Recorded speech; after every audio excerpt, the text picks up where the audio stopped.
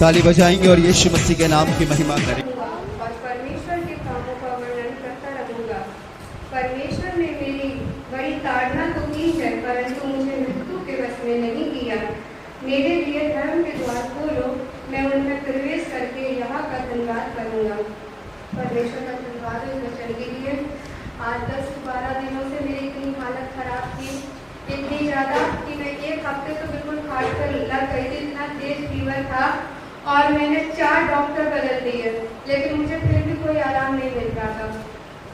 फिर मैं इतनी ज़्यादा दिक्कत में थी, मैं सोचती थी कि बस मैं कैसे परमेश्वर के भवन में जाऊँ, क्योंकि जब मैं वहाँ जाऊँगी तो मैं चंगी हो जाऊँगी। तो मैं सच बताऊँ, कई लोग मुझसे कहने लगे कि तुम तो चर्च जाती हो और फिर तुम्हें ऐसा कैसे हो रहा है। तो मैंने कहा कि जैसे कि भाभी ने अभी बताया याकूब के बारे में कि परमेश्वर कितना आयुब की परमेश्वर पर कितना विश्वास करते थे, लेकिन फिर भी उन्हें कितनी मुश्किलों का सामना करना पड़ा, लेकिन उनका विश्वास कम नहीं हुआ। तो मैं सच बताऊं, कई लोग मेरे पास आए, जब मैं खड़ी भी नहीं हो पा रही थी तो कहने लगे चलो हम तुम्हें कहीं दिखा दें और तुम सही हो जाओगी। तो मैंने कहा नहीं, मेरा परमेश्वर मुझे अच्छा करेगा, क्योंकि मैं ये सब चीज़ें नहीं मानती। मैं सच बताऊं, मैं जब 4-5 दिन मुझे फीवर आया तो अचानक मुझे कुछ ऐसी चीज़ें दिखाई देने लगी कि मैं डर गई। और मैं जब रात को सो रही थी, 12 बजे का टाइम था, मुझे ऐसा लगा जैसे मेरी कोई खाट पर आके मेरे साथ लेट गया हो और मुझे कस के जकड़ लिया।